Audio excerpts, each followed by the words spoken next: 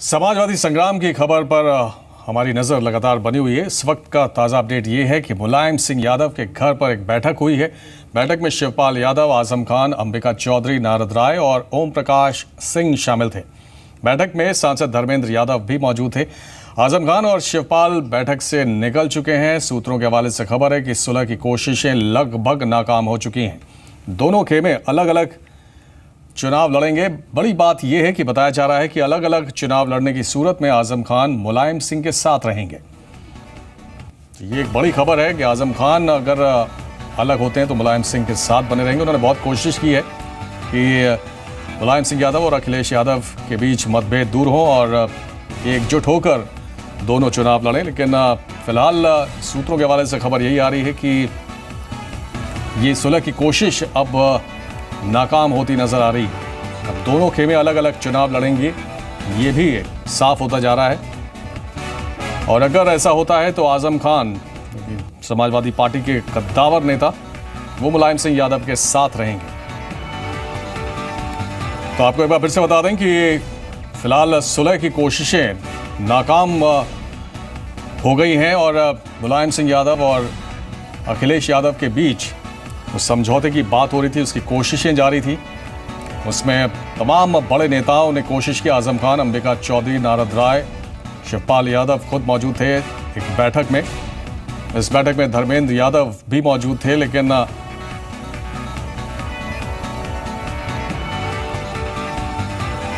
और लखनऊ में मुलायम सिंह यादव के आवास पर बैठकों का दौर जारी है, तो दिल्ली में रामगोपाल यादव के आवास पर लगातार बैठकें हो रही हैं। रामगोपाल यादव के आवास पर राज्यसभा सांसद जावेद अली खान, अभिषेक मिश्रा, नीरज शेखर और सुरेंद्र नागर मौजूद हैं। रामगोपाल यादव ने एक हलफनामा चुनाव आयोग को भेजा है, जिसमें अखिलेश यादव के समर्थकों की लिस्ट है। तो समाजवादी पार्टी में अभी भी उथल पुथल का दौर जारी है, बैठकों का दौर जारी है। लखनऊ में मुलायम सिंह यादव के घर पर एक हाई प्रोफाइल बैठक हुई,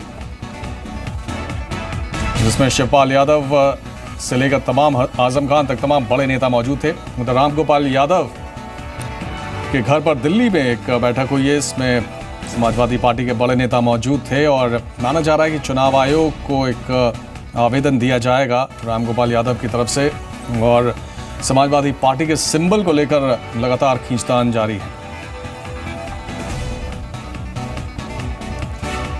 तो आपको एक बार फिर से बता दें कि सुलह की कोशिशें लगभग नाकाम हो गई हैं अखिलेश यादव और उनके पिता मुलायम सिंह यादव के बीच। बड़ी खबर यह है कि अगर दोनों अलग चुनाव लड़ते हैं तो आजम खान मुलायम सिंह यादव के साथ होंगे। विवेक तिवारी हमारे संवाददाता जुड़ रहे हैं। विवेक, तो क्या ये मान लिया जाए कि अब सुलह की गुंजाइश खत्म हो गई है और अब अखिलेश यादव और मुलायम सिंह यादव अलग अलग चुनाव लड़ेंगे? जी बिल्कुल, ये तय ही है, इसमें अब कोई शक शुबा बाकी नहीं है, क्योंकि आज भी सुलह समझौते के लिए अखिलेश खेमे की तरफ से किसी ने मुलायम सिंह यादव खेमे के किसी व्यक्ति से या मुलायम सिंह यादव से नहीं कोई मुलाकात नहीं की है। ये कल से ही ये इस बात के संकेत मिल रहे थे कि अब कोई सुलह होने वाली नहीं है। आप देखना है कि मुलायम सिंह यादव फाइनली कब इस बात का ऐलान करते हैं कि वो अकेले इलेक्शन में जा रहे हैं। आज इस बात की संभावना थी, लेकिन आज नहीं। अब ऐसा लगता है कि कल हर हाल में मुलायम सिंह यादव अकेले चुनाव में उतरने का ऐलान कर सकते हैं और कल का दिन इस मामले में बहुत महत्वपूर्ण रहने वाला है। जी विवेक, और लेकिन खास बात यह है कि आजम खान ने ये साफ कर दिया है कि वो मुलायम सिंह यादव के साथ ही रहेंगे। जी हाँ, आजम खान ने इस बात के संकेत दिए हैं कि अगर इस तरह की कोई बात आती है, मुलायम सिंह खेमा अलग होता है, तो वो ऐसी स्थिति में वो मुलायम सिंह यादव के साथ है। बीच बचाव की इन्होंने सुलह की कोशिशें भी की, अखिलेश यादव से भी वो मिले, मुलायम सिंह से भी मिले, लेकिन शायद उनकी बात सुनी नहीं जा रही है या उनकी बात नहीं मानी जा रही है अखिलेश खेमे की तरफ से। इसलिए उन्होंने अब तय किया है कि वो मुलायम सिंह है, उनको पॉलिटिक्स में लाए थे, मुलायम सिंह के बहुत करीब है वो, इसलिए अगर ऐसी स्थिति बनती है दो फाड़ की, तो उस स्थिति में वो मुलायम सिंह के साथ रहेंगे। जी विवेक, आप रहिए हमारे साथ। आपने पुराने नेताओं की बात की है, नरेश अग्रवाल की, लेकिन अगर हम बात करें तो उन्होंने अमर सिंह पर हमला किया है और बिना उनका नाम लिए उन्होंने कहा कि अमर सिंह पार्टी को तोड़ रहे हैं। इस कुछ देर बाद अमर सिंह का भी बयान आया, नरेश अग्रवाल का नाम लिए बगैर उन्होंने कहा कि जिन्हें सर्वदलीय अनुभव ही हो वो हमें नसीहत ना दें। खलनायक का रोल तो वही अदा कर रहे हैं, वो जिंदगी में उन्होंने नायक का तो रोल अदा ही नहीं किया खलनायक का। आज भी वो उन्हें क्या आने की जरूरत थी लखनऊ? अगर वो कल ना आते तो बात दूसरी होती है। उनके आने के बाद ही सारा घटनाक्रम बदल गया। तो ये लोग हमारे नेताजी के साथ लगे हैं कि नेताजी अपने बेटे के साथ ना हो सके। यही लोग साजिश करते हैं और नेताजी को इन साजिशों से सावधान रहना चाहिए। एक और है उनके नेता,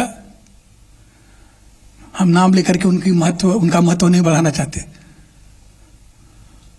वह राजनाथ सिंह जी की काबीना में मंत्री रहे,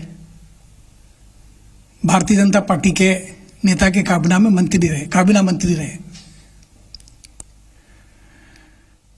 और बहुजन समाज पार्टी में भी रहे, कांग्रेस में भी रहे और अब वर्तमान में समाजवादी पार्टी में अखिलेश जी के साथ हैं। सर्वदलीय अनुभव से उनकी अनुभूति बड़ी तीव्र है। अब वो मुझे भाजपा का एजेंट करें। मेरा से व्यक्ति अल्पांश तरीके से किसी के साथ नहीं रहता। अगर रहता है तो पूरी तरह से रहता है, अन्यथा नहीं रहता। अगर भारतीय जनता पार्टी की विचारधारा से हमारा सामंजस्य कभी अभी तक तो नहीं हुआ है, या किसी विचारधारा से, चाहे वामपंथी धारा हो, दक्षिणपंथी धारा हो, सांप्रदायिक धारा हो, या कोई विचारधारा हो, या तटस्थ विचारधारा हो, जिस विचारधारा में हमारा समन्वय होगा उसमें मैं समाहित होऊंगा। ये बैकडोर, पिछले दरवाजे से, चोर दरवाजे से प्रविष्टि करके राजनीति करने की प्रवृत्ति हमारी नहीं है। जी विवेक, आपने सुना कि अभी बयानबाजी भी काफी तेज हो गई है, लेकिन अगर पुराने नेताओं की बात करें तो आजम खान को छोड़कर आपको लगता है कि जो तमाम बड़े नेता हैं वो अखिलेश यादव के साथ ही हैं और ऐसे में उनका पलड़ा काफी भारी है? देखिए, अगर बहुमत की बात की जाएगी, समर्थन की बात की जाएगी तो निश्चित रूप से अखिलेश का खेमा बहुत भारी है इस मामले में।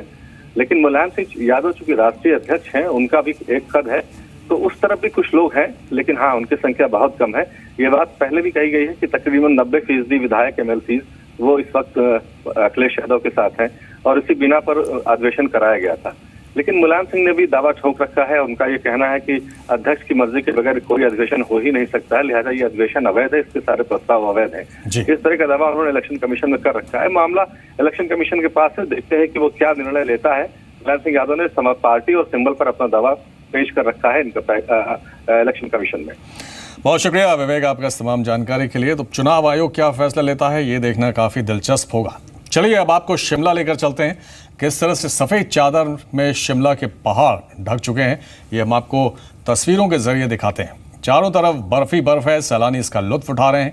बर्फ में पेड़ तक ढक चुके हैं। ट्रक कार के ऊपर बर्फ की चादर पड़ी है, बर्फ के बीच तिरंगा भी फहरा रहा है। जहां देखो वहां सफेद चादर फैली नजर आती है।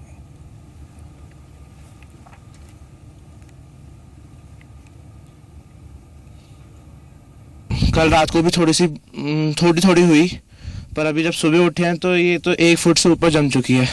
ऐसा सोचा ही नहीं था। बहुत फॉर्चुनेट है हम कि हमें ये देखने का मौका मिला और बहुत अच्छा लग रहा है। बहुत ब्यूटीफुल और इंचेंटिंग नज़ारा है और काफ़ी ठंड बढ़ गई है। यहाँ पे स्नोफॉल हो गई है बहुत अच्छी। कल तक धूप निकली हुई थी और काफ़ी कम स्नो थी, थोड़े बहुत स्नो की शावर्स हो रहे थे, लेकिन अब पूरे प्रॉपर 1-1.5 फुट तक स्नो भर चुकी है।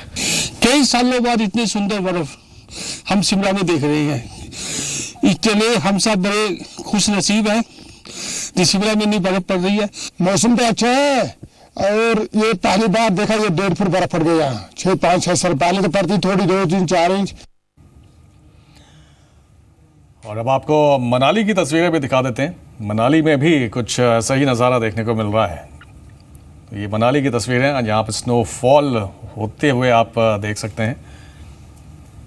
तो शिमला, मनाली, पूरे हिमाचल, जम्मू कश्मीर सभी जगह बर्फबारी हो रही है और सैलानियों की बाँचें के लिए तो लोगों को, खासकर स्थानीय लोगों को परेशान भी होना पड़ रहा है।